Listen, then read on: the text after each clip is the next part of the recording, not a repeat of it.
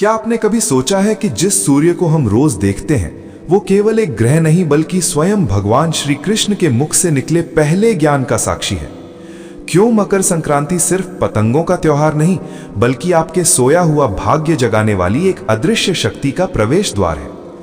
आज अगले कुछ मिनट तक मैं आपको उस ब्रह्मांडीय रहस्य से परिचित कराऊंगा जो श्री कृष्ण ने स्वयं गीता के चौथे अध्याय में छिपा रखा है।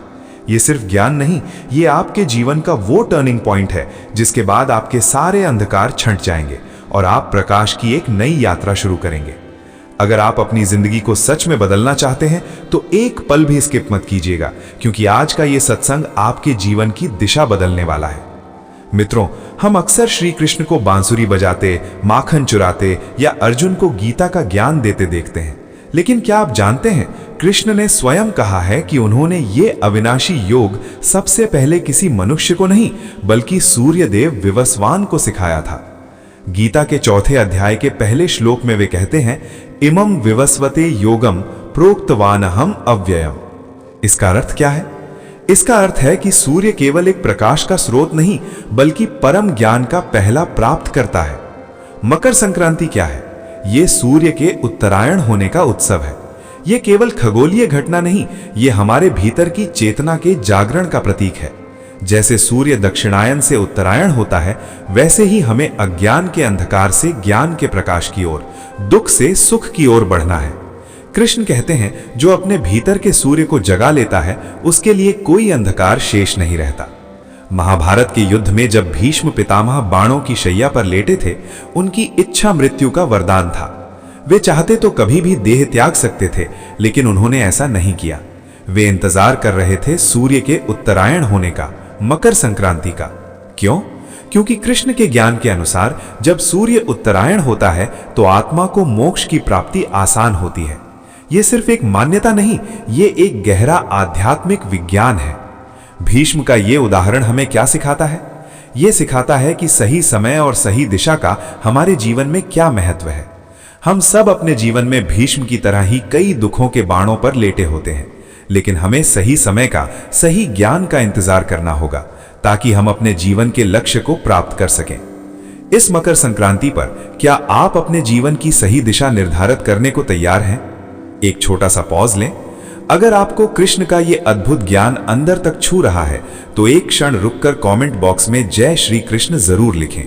आपके एक कमेंट से यह ज्ञान लाखों लोगों तक पहुंच सकता है। मकर संक्रांति पर दान का बड़ा महत्व है।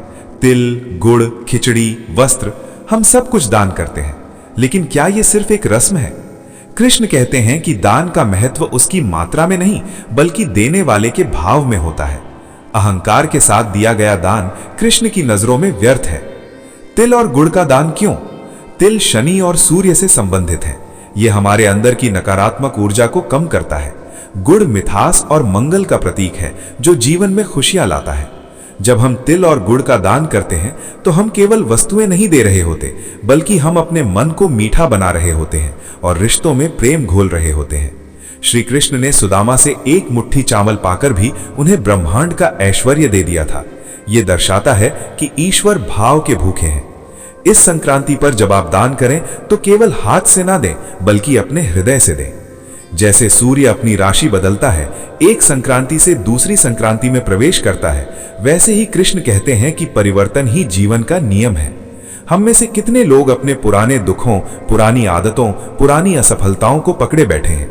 ये ठीक वैसा ही है जैसे आप दक्षिणायन में अटके हुए हों जबकि सूर्य उत्तरायण हो चुका है। इस मकर संक्रांति पर कृष्ण हमें सिखाते हैं कि हमें अपने अहंकार को, अपनी नकारात्मकता को, अपने आलस्य को त्यागना होगा। जैसे किसान पुरानी फसल को काटकर नई फसल बोता है, वैसे ही हमें भी अपने जीवन से खरपतवार हटाकर ज्ञान के बीज बोने होंगे। ये केवल एक त्योहार नहीं, ये आत्म मंथन का समय है। अपने आप से पूछिए, क्या मैं एक नई शुरुआत के लिए तैयार हूं? क्या मैं अपने अतीत को छोड़कर भविष्य की ओर, प्रकाश की ओर बढ़ने के लिए तैयार हूं? कृष्ण कहते हैं, जो परिवर्तन को स्वीकार करता है वही जीवन में आगे बढ़ता है। तो मित्रों, मकर संक्रांति केवल पतंगे उड़ाने का पर्व नहीं है, ये श्री कृष्ण के उस गहन ज्ञान को समझने का अवसर है जो सूर्य के उत्तरायण होने के साथ हमारे जीवन में भी सकारात्मक ऊर्जा का संचार करता है। ये पर्व हमें सिखाता है कि हमें अपने भीतर के सूर्य को जगाना होगा। अगर आज के इस कृष्ण ज्ञान ने आपके हृदय को सच में स्पर्श किया है, अगर आपको लगा है कि आपकी जिंदगी की दिशा बदल सकती है, तो इसे केवल अपने तक सीमित मत रखिए। अभी के अभी इस वीडियो को लाइक करके अपनी उपस्थिति दर्ज कराएं।